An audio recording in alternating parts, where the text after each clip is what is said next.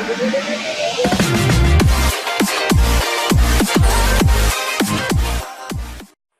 the management of PVR to grant us this opportunity to host this call.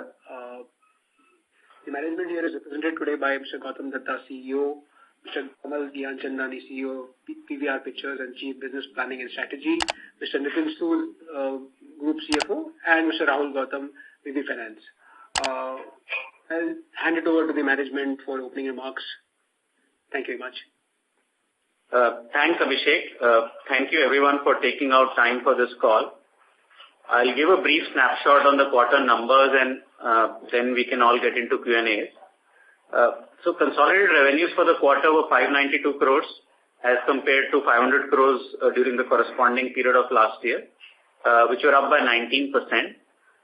Consolidated EBITDA for the quarter was 102 crores, which is up by 60% as compared to 64 crores in Q4 of last year. EBITDA margin for the quarter was 17.2%, but we closed the year with an EBITDA margin of 18.3% for the company. On an overall basis, the consolidated PAT for the quarter was 26 crores as compared to almost no profit in the corresponding Q4 of last year. We've closed this financial year with a total top line of 2365 crores, which is up by 8% as compared to last year, and the consolidated EBITDA for the year at 433 crores, which is up by 15%, and PAT of 124 crores, which is up by 29%. During this year, we've added about 49 new screens in various parts of the country. The screen rollout pipeline is fairly robust right now. We've been advanced stage of fit-outs of several screens during the last few months. We have almost 23 screens which have been ready for opening, but unfortunately couldn't open this year due to last-minute licensing issues and some real estate developers not ready with their shopping mall developments. And considering that we have a rollover of some of the screens shifting to this year, I think the pipeline for this year is looking very, very robust. We have almost 90 plus screens expected to open this year, 23 already ready to open, 53 screens which are in an advanced stage of fit-outs should be ready in next 5 to 6 months. Another 50 to 60 screens which we are getting a handed over of, and we expect some of those screens will open by Q4 of this year. So extremely positive on the screen rollout for the year. This year, also the content pipeline is looking much better as compared to last year. We've had a slightly slow box office year in the first 3 quarters of last year. And I think our expectation is box office this year, both on Hollywood and Bollywood, should be much better. So looking for a good year ahead. So that broadly summarizes our numbers for the quarter and year. And happy to open the floor now for Q&As. Thank you very much. Ladies and gentlemen, we will now begin the question and answer session. Anyone who wishes to ask a question may press star and 1 on the touchtone phone. If you wish to remove yourself from the question queue, you may press star and 2. Participants are requested to use handsets while asking a question. Ladies and gentlemen, we will wait for a moment while the question queue assembles. The first question is from the line of Yogesh Kirve from B&K Securities. Please go ahead. Yeah, hi. Thanks for the opportunity. So you mentioned regarding the screen rollout during this year. So are you also happy with the pace at which you are signing up new properties that could give us a visibility in screen addition post FY19 as well? Yeah, I think what we are seeing is a big uptake in terms of new screen and shopping mall development which are at a planning stage. In fact, in the last 12 to 18 months, we are seeing a lot of residential money which was earlier going towards residential developments, shifting towards commercial assets which include retail mall developments. And we are seeing retail mall development activity actually picking up in various parts of the country. So from a screen signing perspective, we are actually signing a lot more screens than what we have signed in the past. And we are fairly happy with the amount of new developments which are at a planning stage right now and are likely to come up over the next 3 to 5 years. Mm-hmm. So secondly, on the capex, I understand we have fairly good understanding as far as the capex for the new screens are concerned. So on top of that, what could be the capex on the annual basis in terms of maintenance and the modernizations, upgradations? Yeah, so our annual capex this year was roughly 350 crores, including the amount of money that we had to pay to DT to close the transaction. And I think our capex outlook for this year is going to be higher. I think it should be in the range of 400 to 450 crores on an overall basis, depending upon the new screens that we are getting for fit-outs and also upgrades, renovations to the existing portfolio that we'll do. So our capex outlook will be higher than what we spent this year. The other good news is, if you look at our balance sheet and debt profile, almost all the capex has got funded from internal accruals. There has been no change in leverage. So you can technically say we were free cash flow positive and all the capex has been funded from internal accruals. Okay. So finally, quickly on any further updates or visibility regarding the government grant revenue, which we are not been recognizing. So has there been any meetings and representations with the government? Yeah, so we made representations to most of the state governments. In two of the states, I think the association and some of the operators have also filed a writ in the respective high courts asking the government to act. But I don't think as of now there is any order which has specifically been issued regarding refund of GST. There has been a newspaper report today which is got published in Economic Times, but we are still verifying the authenticity of that report. And till the time we actually see what the respective UP government and Rajasthan governments have issued in terms of policy, it is still difficult to comment. Sure, sir. That's all from me. Thanks a lot and all the best. Thank you. The next question is from the line of Ankur Periwal from Axis Capital. Please go ahead. Yeah, hi. Congrats for a good set of numbers. So to start with, continue with the capex bit, which you just answered, 400, 450 crores capex in this year. This is only for, let's say, 90 screen additions, or there is some incremental upgradation capex as well involved in this? Yeah, it will be a mixture of both. We will be spending on renovating, upgrading our existing sites, which includes civil upgrades, technology upgrades, new format screens, apart from capex on new screens. And the way the capex works is not only for screens that you are opening, but there are a lot of more screens which we go under fit out as well. So it's a combination of everything put together. So Nitin, capex on a per screen basis remains in a similar range of, what we have mentioned earlier, or there is some change? Yeah. Our average capex per screen is roughly about 3 crores a screen. It remains in the similar range. No big changes there. Sure. And now, for this quarter as well as for this full year, ATP growth has been pretty strong. Now, any guidance or any, thoughts over there, whether we can continue, such rise in ATP going ahead as well? Yeah, I think we are expecting ATP to grow with inflation. That's a broad guidance. Some years grow faster than others, but I think 4 to 5% ticket pricing growth is what we think will continue on a long-term basis. And with the advent of more luxury formats coming in, that could at some point in time also give some sort of a push to ATP. Sure, sir. The reason I asked that was, because if I look at footfalls in absolute terms, the growth is not commensurate, over the, if I compare it even with the number of screens that we have been adding. So any specific reasons why it is not, and it is not like, 1 quarter, 2 quarter, probably for a few years now. So just your thoughts on that. Is it that probably, the viewing experience overall has become expensive, and if at all that is impacting footfalls, or it is largely content driven? So firstly, the drop in footfall when you look at the same store has, is not a decline which has been happening for years. This is something which we have witnessed this year, the financial year which has just finished, and the year before that. The financial year 15-16 was one of the best years that we had seen, and that year we had grown by a big number on same-store basis as compared to the previous year. Film business is a cyclical business. This is a phenomena which is experienced not just in India but in almost all markets. US has gone through these cycles, and many other markets, even the fast developing markets like China have gone through this cycle. China was flat if you look at the last year, and this year they have witnessed a very, very robust and a solid growth over the previous year. So the limited point that we are trying to make is it's a cyclical business. We are buoyant and we are confident that this year, with the content lineup that we have, and hopefully with the law of averages catching up, we will see a big jump in the same-store growth. Content is definitely one big factor why this cycle of declines, peaks and valleys occur.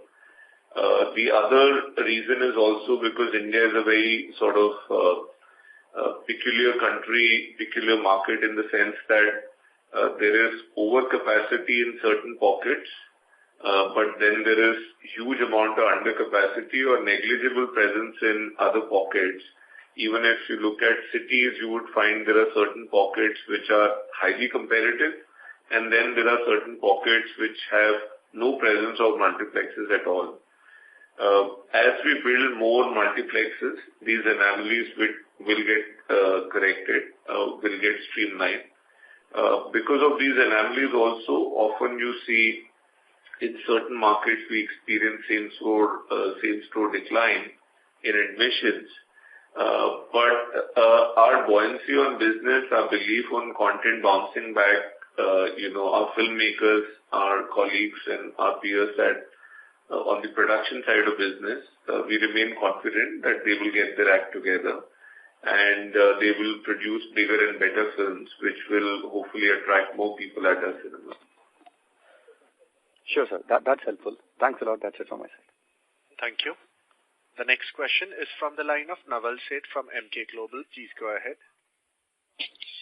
Yeah, thanks a lot for the opportunity, sir. I have two questions. One, what is the guidance or say target for ad growth in FY19? And second, if I understand correctly, large part of the receivables are pertaining to ad revenues. Is that correct? If yes, then I'll extend my question on this. Yes, you're right. Large part of the receivables are from advertising. So you could extend your question. Yeah. So if I look at, sir, historically last 4, 5 or 6 years, your incremental ad revenues has always been higher than the receivables. While this is the first year where I have seen the reverse, although marginal, where incremental ad revenue is 50 crores while receivable increase is around 54 odd crores. So anything to highlight here? It's an anomaly for this particular year, or has the trend changed? No, there's nothing abnormal. It's just that the billing cycle during the course of the year changed because of GST. So there was some confusion and stuff like that. So that kind of delayed our billing and hence collection. You would see that this would come back to its normal self this year. So there will be no change on that. Having said that, you also asked for the guidance for 2019, 18-19. That largely, I think, will be on track. We've maintained close to about 15-20% growth, and we are fairly confident that we'll be able to get to that number even, or we are chasing that number rather in 18-19. And sir, as stated in the last call, that because of the competitive pressure, there was some, kind of uneasiness on the yield increase, which did not happen in the first 9 months for us.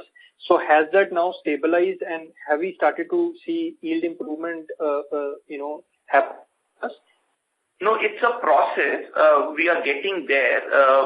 The market sooner than later, once their inventory and time gets filled up, would also realize that they would also need to play the value game rather than the volume game. It is a process. It would take a few more quarters to really stabilize. But nevertheless, given the brand strength that we have in the market, we are fairly confident that we would be on track to deliver this growth in some form or the other. So then is it fair to assume that large part of your 15 to 20% growth number for FY19 would be volume driven? As you are saying that you'll progress towards yield improvement in couple of quarters. No, not really, simply because the team always has intent and a target of increasing both by volume and value. When I say volume, I mean more areas of branding, sponsorship beyond on-screen is being looked at. We are creating more inventory through digital, formats, and hence this growth of 20% is leveled between both volume as well as value. Okay. Thanks a lot and all the best, sir. Thank you. The next question is from the line of Pranoy Kurian from Ambit Investments. Please go ahead. Yeah, thanks for taking my question. I want to ask you on that, on your presentation, you have a slide on your ROC analysis. So, when it comes to your margins, I think it works out around roughly 12.5% for screens operation for 2 years. That's your EBIT margin. So, just want to understand what would the, EBITDA margins be? The split for these two would be the same proportion or? So these are EBIT margins. So you can, our EBITDA margins would be upwards of 17-18% for the similar portfolio. And, suppose it was, say, 4 years or 5 years or, the much older screens, would there be any change there in the margin profile? Yeah, I think it's difficult to classify based on years because our business is location driven, but you are right. I think the profile changes depending upon markets, the profile changes depending upon years. And yes, as the properties get more and more mature, the margin profile gets better and better. Yeah, because I was just wondering if, is this 12.5%, are you saying that would be the steady state EBIT margins? Or is this EBIT margin probably reflecting maybe a higher than expected capex, something like that? No, it's not reflecting higher than expected capex at all. I think EBIT margins for a mature portfolio in greater than 2 years is a fair way to measure this. But you are right. I think if we were to further segregate it based on greater than 3, greater than 4, greater than 5, I think the margin profile would get better and better. Okay, fine. And this would there be some regional trends in this, or would it be would the metro locations have a much higher EBIT margin? Could you just share that? Not really. Actually, it's more I think city and location specific rather than tier 1 and tier 2. So for us, I think the margin profile is broadly in a similar range. And we've realized, I think, the margin profile is really location specific rather than city or rather than a tier 1 or a tier 2 specific. That's not something that we really found.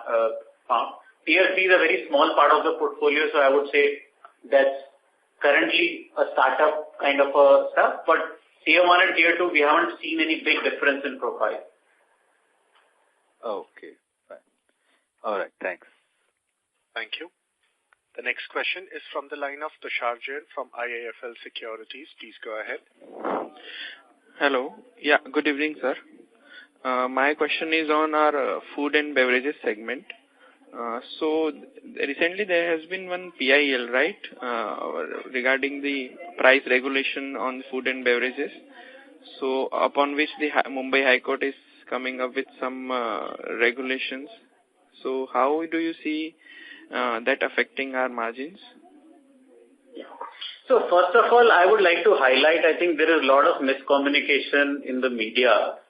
You have to read the actual background of the matter. Some gentleman has filed a PIL asking, and the PIL has been filed against the government asking them why he should not be allowed to carry outside food from his home when he goes to the theatre. So first of all, this whole talk about regulation of food pricing and interference is completely incorrect. There is no such matter in play. So that's the limited agenda of that PIL to say people should be allowed to carry outside food from their home inside the theatre. In the court, the government has asked the court has asked the government council to file its own response on the matter, which the government has said that we will come back and file a response on the matter. In the meanwhile, since multiplexes are an impacted community because of this, we filed an intervention application to be made a party to this suit, and we filed our response on the matter in front of the court and also given our suggestions to the government on the matter.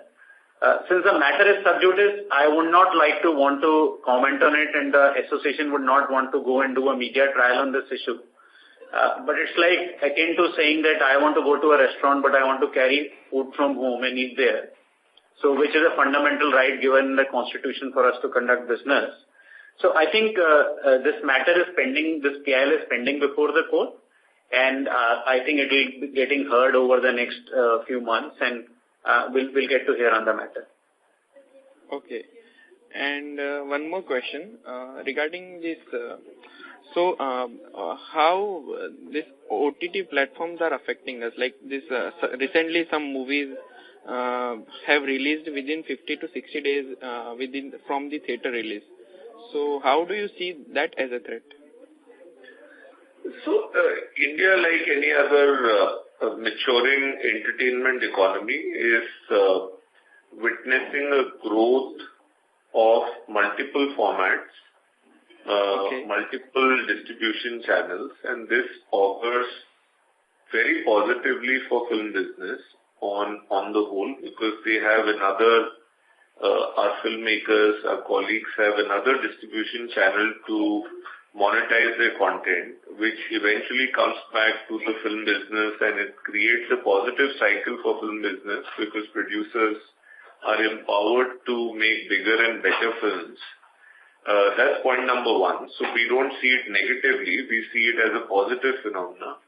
Secondly, you have to appreciate that for a very, very long time, historically, exhibition chains have enjoyed an exclusive window over all other distribution platforms. This is a model which is sacrosanct and which has been applicable to all markets, whether they are developed markets or developing markets. So even in India, if you want to watch a brand new film in a legal way, the theater is the only place where you can come and watch a film. As far as OTT is concerned, or for that matter of fact, even pay television or satellite television or any other form of watching film at home or on the go is concerned, you can do it only after 8 weeks of a film's theatrical release. So in that context, your comment on a film coming 60 days post its theatrical release is a fair comment. But that is something which is acceptable to us, and it allows the producers to capitalize on the marketing which they have done while they were doing the theatrical release. And it, like I mentioned earlier, it creates a positive cycle. We have absolutely no problem with the way, these distribution channels are evolving. We take it positively. But as far as the impact on our business is concerned, a negligible business. We completely disagree with this notion that OTT is impacting our occupancies in a positive or a negative way. We completely disagree with that notion. Okay. And as far as the content costs are concerned, are we seeing any increase in the content costs owing to this demand from OTT and all? And OTTs are producing their own content, so do they have that advantage or something? See, as far as content costs, I'm assuming you're referring to the distribution share that we share with our content partners. Okay. Yes. As you know, we work on a revenue share model. So the cost of content impacts us to the extent of a film performing well or not performing well at the box office. If it performs well, of course, the content partner gets a larger share of the kitty, and if it does not perform well, of course, the content partner is it gets an inferior share of the box office takings. But does OTT have an impact on content costs? Zero impact. But like I mentioned, it improves the viability from the content creator's perspective. Okay. Because now that content creator has another distribution platform to exploit his or her film, which means that they can earn more for the same property which they had created for theatrical release and for television release. Now they have another channel to monetize the film. So if they earn more, it creates a positive cycle of them being able to invest back more in making a bigger and better film, which augurs well it augurs very well for theatrical business. So there is no direct negative impact on the content cost. If at all there is an impact, it's a positive cycle which is getting created. Okay, yeah. So yeah, that's it from my side. Thank you.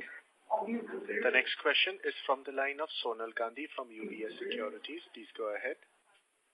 Thanks for the opportunity, sir. I had one bookkeeping question. Why is our convenience income down 10% on a YOY basis on comparable properties? Yeah, so I think we have currently partnerships with 2 online aggregators and some smaller ones.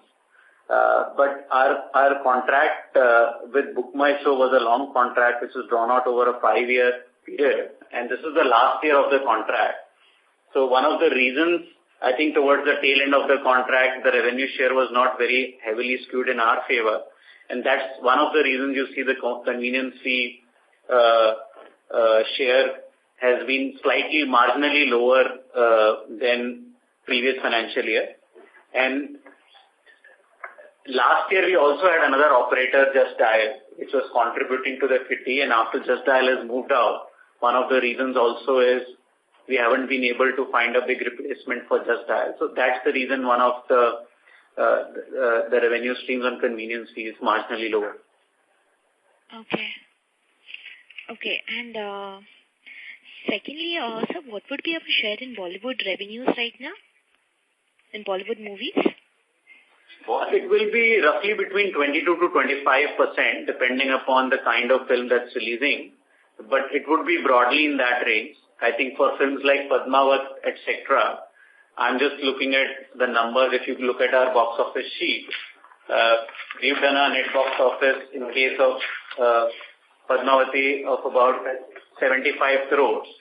And broadly, I think the business for Padmavati has been slightly below 300 crores, if I were to believe the industry reports. So that would roughly be about 25% of the overall theatrical business for the film. Okay. Thank you, sir. Thank you. The next question is from the line of Jay Doshi from Kotak Securities. Please go ahead. Hi, thanks for the opportunity and good quarter. Just a couple of questions from my side. One is, so just a clarification, sir. You mentioned that capex in FY 2018 was 350 crore. So is that a gross capex number, or it is after adjusting for the fact that you must have received about 50 crores for PVR Ltd sale also? Yeah, so it is including everything. So gross, including investments that we've made. So I would say all the capex that we've put in investing activities, etc., because we've also made similar investments ahead, etc. So I'm talking about the net number after accounting for everything, because like we've made a subsequent investment in iPay, and we've also made some other investments. So I'm just saying the total investment that has been made during the year. This also includes deposits, etc., that we've paid for signing new properties, capex spent on existing properties, everything. So what I essentially mean is long-term capital outlay on long-term projects. Right. And so the guidance of 400 to 450 crores for the next year. So is this a sort of a new normal that will continue a similar level? You'll be at similar levels for the next 2 or 3 years? My sense is if the screen outlook picks up, I think yes, that should be the broad number, because we are also hoping that with the amount of screen signings that we've done and as the screen expansion activity picks up, hopefully I think the screen expansion outlook will incrementally keep improving. Difficult to comment, but I think we would want it to remain at that level so the screen outlook activity picks up. Right. So see, our understanding maybe about 2 or 3 years back was that, by FY18 or FY19, the company will perhaps be at a level where capex may settle or stabilize around 250 odd crores. At that point of time, maybe the assumption was about 60, 70 odd screens additions every year. clearly see acceleration on that front, which is good. But I also believe that you're on the other hand, you're also accelerating the upgradation of your existing circuit. So just want to know whether what's the thought process behind it and what's driving those decisions, given that in the past most of your workings would have been based on the fact that screen typically needs refurbishing after 8 or 9 years and not any meaningful capex in the interim period. So some thought process. And will this sort of settle around 400-450 crores, or maybe 2 or 3 years down the line this upgradation can continue? It can also cross 450-500 crores of capex per year. So one, I think our normal refurbishment cycle is about every 6 to 7 years. So there is no change in that cycle. Secondly, I think because we are having a large portfolio, so we'll continuously continue to reinvest in our existing portfolio of screens. Because what we are really finding is the payback on incremental investment on a refurbished screen is exceedingly high, is better actually than even the paybacks on the new screens that we are doing, because once the property is getting mature, the ability to kind of take up the ticket pricing, the ability to increase F&B spending, advertising is significantly higher. And some of the renovations that we've done recently have had a very, very positive impact. So one of the reasons why we are continuously able to sustain high ticket pricing growth and F&B growth is also a function of the renovation activities that we take to upgrade some of the mature properties which have been around for a while. For example, this year a Phoenix Mills property in Mumbai is undergoing a renovation. Part of the property is already shut, and we are doing a stage-wise renovation which will get completed in the next few months. So we are realizing, I think, the potential for growth in some of our existing portfolio of screens is very high. When they were built 7-8 years ago from now to now, I think the whole consumer preference is evolving. The ability to pay more on existing screens is something that we are witnessing, provided we improve the experience, provided we improve the quality of seating, technology, the format of screens. So my sense is all the capex on existing screens is delivered by incremental ROI. We follow the same process. And just adding what Nitin said, a few years back there weren't so many technology upgrade options. Now they are. So consumers are now wanting to sort of experiment on newer technology formats, and the good news is they are willing to also shell out more for a better technology product. Understood. So what I understand is, in that case, would it be reasonable to assume that there is upside risk, or there are upside risks to your both your guidance of 5% ATP growth on a CAGR basis, and perhaps on the F&B side as well? So we have seen higher growth this year that can continue for 3-4 more years as you intend to clearly upgrade a lot of your. Is that reasonable to expect? Yeah, that's fairly reasonable to expect, because we continuously believe the revenue potential is fairly large in a country like India, and there is a large segment of people who are willing to pay more for a better experience. I get you. Can you sort of help me with the definitions of Tier 1, Tier 2 and Tier 3, because what do you Yeah, I would say top 8 to 10 cities is what we would consider as Tier 1. And broadly, I would say the 4 big metros, when you look at Delhi NCR as a market, Mumbai as a market, Chennai, Hyderabad, Kolkata, maybe Ahmedabad, Pune. So some of these markets would classify as Tier 1 markets. Hyderabad, which is a non-metro. Yeah, so top 10 cities is what we would focus as Tier 1, and pretty much everything else will come in Tier 2. And then there is a small bracket which is Tier 3. So our presence in Tier 3 is relatively small right now, but I think as we grow over a period of time, that will increase. But the opportunity in Tier 1 and Tier 2 is quite large right now, because a lot of pockets, even in those markets, are under screened, and we still have huge amount of headroom for growth. Understood. So top 8 to 10 would be Tier 1. Maybe the next 30 odd or 35 odd would be Tier 2. And is it reasonable to expect that you may be in just 4 or 5 Tier 3 based on the way you are classifying right now? Yeah, there are a total of about 9 properties that classify in Tier 3. Tier 3, right. And just final one, would it be possible for you to sort of give us a breakup of both ATP and F&B in terms of, what would be like-to-like price increase versus in case of ATP premiumization? Is it at all possible to... On Tier 1, 2 and 3? No. Just at an overall level, at a company level.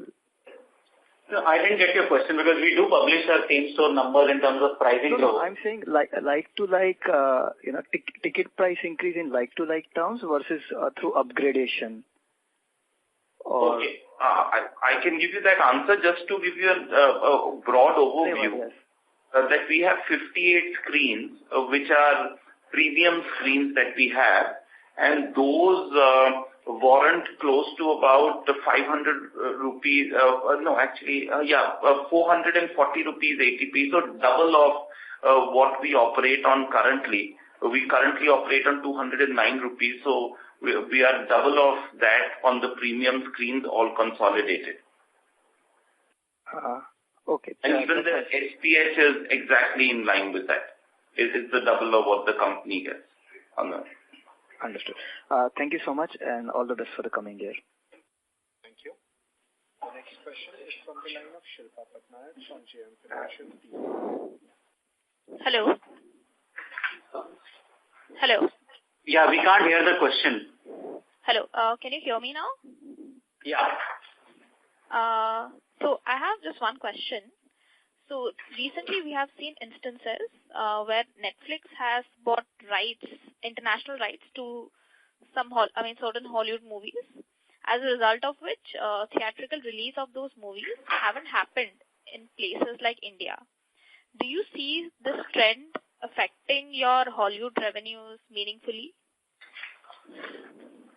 Well, this is firstly not a new trend. HBO in US, which is considered to be father of cutting-edge content, has been producing their own original films, which they release straight on HBO channels. In addition to that, they also acquire films which go straight to television. So this whole concept of films which go straight to OTT platform has been there for many years. India has also witnessed this concept where in past films have gone straight to TV release or to home video release or to both at the same time.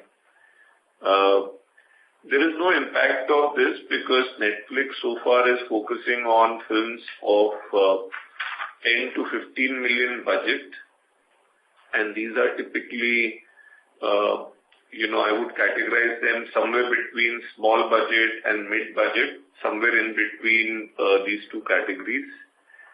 These categories are not very popular in India in any case. We tend to go after films which are more visual, which are larger than life. Avenger is a case in point. Jungle Book is another example of such films. And such films would never go straight to OTT because the whole business model of producing a big film is defeated if you don't release it in theaters. So theatrical release has a snob value. When producers and filmmakers release their films in theatrical, is the best way to measure a success of a film. And secondly, the economics, the success that you get in theatrical, the upside of that is so phenomenal and so attractive that for films which are worthy of cinematic release, the business model does not permit you to release straight on OTT or television. So while this concept has been on for a while, this is not a new concept. We are experiencing absolutely no impact of such instances. Does it answer your question? Yeah, it does. Thank you. Thank you. The next question is from the line of Jignesh Kamani from GMO. Please go ahead. Hi, sir. It's about the ROC profile and the payback period in the mature screen. So if I compare in last 2 years compared to 4Q 2016 presentation and the current presentation, so if you take about EBITDA margin, roughly has increased by around 200 basis points in last 2 years. Despite that, mature screen EBIT margin has remained flat at 12.6% in last 2 years. And ROC of mature screen has virtually deteriorated from 24% to 23%. So incrementally, whatever amount we spend on the refurbishment, upgradation, their payback period is much more inferior, or how is the scenario? I don't know what numbers are you comparing. So I'm comparing a number given in 4Q 2016 presentation and for current presentation, where you're given both, you can say, revenue, EBIT, and the ROC profile of the mature screen. Definitely, number of mature screen will be slightly higher this year because many screens. So it may not be complete apple to apple, but if I take about direction-wise, there are minor changes that will keep happening depending upon which part of the country we are opening screens. So my question is direction-wise. Despite increasing EBITDA margin, EBIT margin remains same, then ROC has deteriorated, I'm saying. What has deteriorated? So EBIT margin in 2014 was 12.6%. Okay. Which is also currently 12.6% of the mature screen, despite our margin is increased by almost 200 basis points in last 2 years. Okay. And ROC profile was 24% in 2016, which deteriorated to 23% right now. Yeah. So directionally, it should improve. No, not really. These minor changes will keep happening depending upon which part of the country we are opening and what is the year. So I think these minor changes, 24 changing to 22 or 22 changing to 25, will keep happening depending upon how the properties are shaping up and performing at various parts of the country. So I don't think this is a material change. And I think it's very difficult to predict exactly which property will do better. If there would have been a material change, I wouldn't have been worried. But this is a directional slide which shows that bulk of our mature properties are performing well. And depends upon which part of the country we open a screen rollout. Some properties will have superior margins, some will be slightly lower. So we don't think it is a material change. But despite 200 basis point improvement in operating margin, ROC is not improved. So whatever investment you are making is not ROC accretive? Yes, that's true, but we've just started making incremental investments over the last 2 years. So I think the payback will reflect over a period of time. Bulk of the technology investments won't pay back within the first year of opening. So because incremental upgradation on existing screens, any that we are doing is all reflected in greater than 2 years. What is captured in less than 2 years is only the new properties that we've opened. So yes, it will take time to pay back, but yeah, that is the need of the business to incrementally keep upgrading to maintain the margin profile of the business. Understood. Sure. Thanks a lot. Thank you. The next question is from the line of Neeta Khilnani from B&K Securities. Please go ahead. Yes. Hi. Thank you for the opportunity. So my first question was on the fact that the majority of our screen openings are in the south, as I can see from the presentation. So I just wanted to understand from you, given the ticket prices cap and the LBET imposition in South, are our ROCEs and EBIT margins different or maybe lower in the South compared to the other regions? Actually, no. South is one of the most profitable markets in spite of, I think, ticket price cap in some states. Chennai, more importantly, has taken a 40% price hike this year after a long period of time. I think the big opportunity down south right now, especially markets like Tamil Nadu, is that the screen penetration, multiplex screen penetration is in single digits in that market right now. And Tamil Nadu has 20% of all the screens in this country, with less than handful of multiplexes in that market. So the cinemas operated exceedingly high occupancy. In fact, the return on capital employed matrix is the highest in that market in the country right now, simply because of sheer occupancies in that market. Okay. And so could you give us a breakup of in which states will your majority of the expansion be in? So out of the properties that are opening in South India, we have a few properties opening in Karnataka, which is in Mysore and Bangalore, and a few properties opening in Chennai. We have 3 properties lined up for Chennai opening this year and about 2 properties in Mysore, 1 property in Bangalore. So it's a mix of Karnataka, Hyderabad and Chennai. Okay, understood, sir.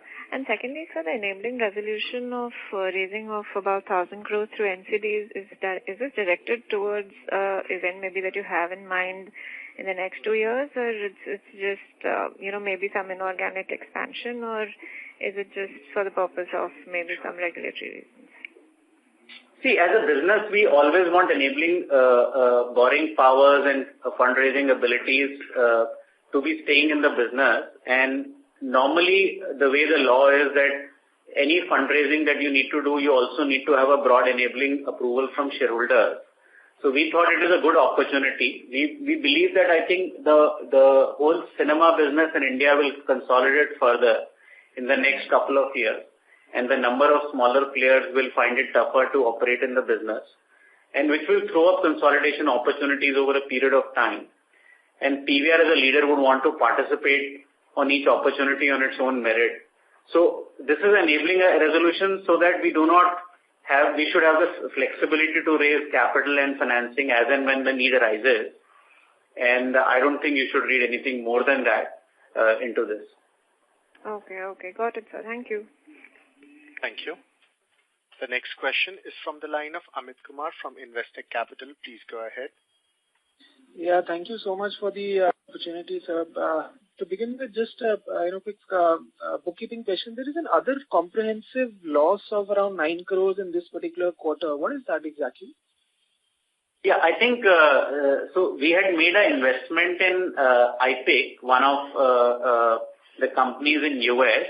It's recently got listed and the stock has been trading, I think, below the investment price. So as per the accounting guidelines, we just need to mark all financial instruments at mark to market every quarter. So I think there will be fluctuations you will see in this other comprehensive income line on a quarter to quarter basis. This doesn't impact the earnings because it's a long-term investment. We have no plans to trade on any of this investment, but that's something from accounting guideline perspective we have to mark to market. Okay, understood, sir. Very quickly, this 8-week exclusive window which you sort of signed up with Viacom 18 and Yashraj Films in the previous quarter. Could you give us an update on which all studios have you incrementally signed up with on that in this particular quarter? Can you repeat your question? Sir, this 8-week exclusive window, I think you had sort of formalized this agreement with Viacom 18 and Yashraj Films. That's what you had indicated in third quarter concall. So incrementally over the last 3 months, which are the other studios that you have sort of signed up on this? All films that have released in fourth quarter have released after a written agreement of 8-week window. It is now an industry practice, and this will continue, not just in this financial year, the financial year which has just started, but it will also continue in future. Okay. So just a quick follow-up on this. I mean, when we look at some of the international markets, in the developed markets like, Hollywood, US, the windows are slightly longer. So like, in an extreme case, France has a 3-year, window as well. I mean, I don't think we sort of ever get there.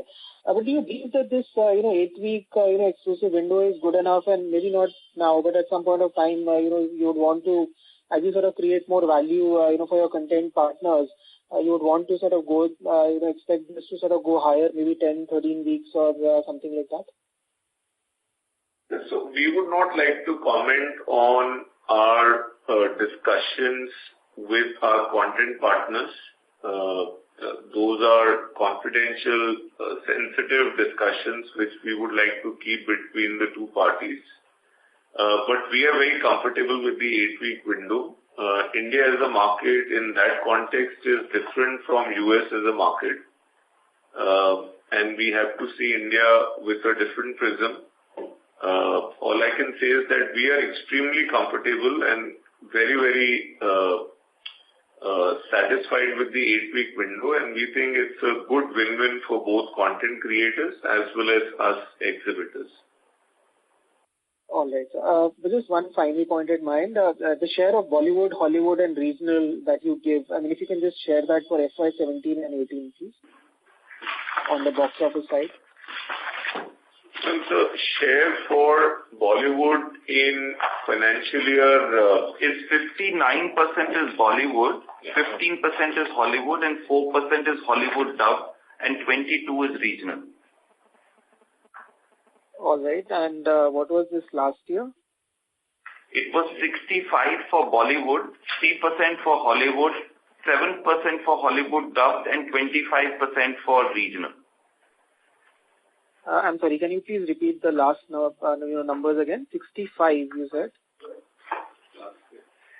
So, we'll give you the exact numbers, but I think the point that you're trying to move to is that this year the contribution of Hollywood films and regional films as compared to last financial year has dropped a bit.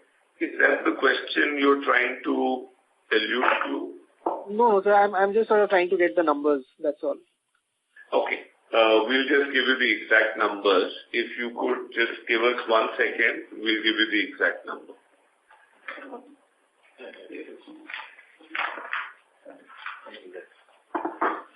Yeah, it's for 16-17. That number is 55% for Bollywood films, 22% for Hollywood films, and the remaining admissions. I'm talking in terms of admission, sorry. I stand corrected. This is not the box office. This is the admission I'm referring to. Sure. Come down a bit.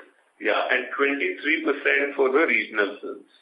Understood. And I Great, would repeat sir. the corresponding number for 18-19, you got that, right? 17. Yeah, I've got that, sir. I've got that. Thank you so much for this. Okay, great. That's it from my end. Thank you. The next question is from the line of Mayur Gatani from OHM Portfolio. Please go ahead. Hi, thank you for the opportunity. Sir, there was some VPF dispute in the south and that impacted some business for 45 days in Tamil Nadu especially. So do we as an exhibitor have any role to play over there? No, this is a dispute between third-party service providers and the producers, distributors of Tamil film industry. We don't have a direct role in it except to the extent that films, when they get pushed back, we also indirectly get impacted. But the answer to your question is we don't have a direct dispute in this matter, although indirectly we are a stakeholder. Okay. And, I mean, has this matter been resolved now because this could escalate and hit north as well, or it has been sorted? So the matter has been resolved to both parties' satisfaction, and in the next 1 week to 10 days, you would start seeing a lot of Tamil films will start releasing in Tamil Nadu and other parts of the country. The only reason that Tamil producers have not been able to kickstart the release schedule is because a lot of films are bunched up and they've got bundled. And obviously, producers have to calibrate their release dates in a manner so that films don't end up cannibalizing each other. But films will start releasing in a matter of days now. The matter has been resolved to both parties' satisfaction. Okay, great. And you give us segment-wise numbers like the F&B advertisement. Would it be possible for you to provide us what kind of margins also you make in these? No, we can't see broadly. I think if you look at our presentation, it captures the gross margins. Our gross margins on box office are roughly about 40% upwards after paying the film hire and the payouts. Okay. And on F&B, etc.? Roughly 50%, and on F&B is 75%, and advertising is 90%. But we run a very large fixed cost business, so these gross margins on an independent basis have no meaning because they have to cover a large fixed cost. Right. So that's the way we look at our business. We look at our business on a consolidated basis, but individual revenue streams will have a independent gross margin. No, so if I look at it on the overall basis, let's say if I keep box office, only focus on box office, I mean, on a general basis, what kind of an EBITDA margins would you make today if you're making, on an average? I understand your question. I'm saying on an average, if you're making 17-18% EBITDA margins overall, I mean, if I exclude the other parts, advertisements or the food and beverages, what kind of margins can you make? just on the box office collections? No, we make a loss. Yeah. We don't make any money. Fair. This is a core part of our business proposition. Okay, fine. Thank you very much, sir. Thank you. Before we take the next question, we would like to remind participants that you may press star and 1 to ask a question. The next question is from the line of Girish Pai from Nirmal Bang Institutional Equities. Please go ahead. Yeah, thanks for the opportunity. Just had one question. This is regarding that enabling resolution to raise 1,000 crores of NCD money. You mentioned that this gives you flexibility to move quickly on M&A. And I remember asking you a question regarding M&A when you mentioned that there aren't too many attractive opportunities in the market. So has the situation changed? The situation hasn't changed much, but I think we are seeing a lot of smaller operators. We are seeing the pressure on a lot of smaller operators to kind of grow further from here. And we think that a lot of smaller operators will definitely come into the market to consolidate further. And the industry will consolidate further over the next 12 to 24 months. And we would get an opportunity to participate and have a look at them. So nothing specifically that has changed, but we wanted enabling resolution because we do not want a situation to not have the flexibility to raise capital as and when the need arises. So just to follow up on that, has the valuations on some of these, M&A situations, is it going the DT cinema way or is it like substantially lower than that? What's the kind of market valuation that's going on right now? I can't comment on that because there is no specific transaction that we are looking at. So very difficult to comment on that question. Okay, thank you. Thank you. The next question is from the line of Abhishek Ranganathan from Ambit Capital. Please go ahead. Hi. I have a couple of questions. So one is on the like-to-like admissions which you referred to here. The like-to-like admissions you said would have been 8% adjusting for the South issue and Padmavat not getting released. Now, are you excluding these screens where Padmavat was not screened, and are you excluding the Tamil Nadu and South markets to arrive at this 8% number? How is it? Yes, that's right. So if we exclude these markets and look at rest of the country, that's the way we calculated this. Okay.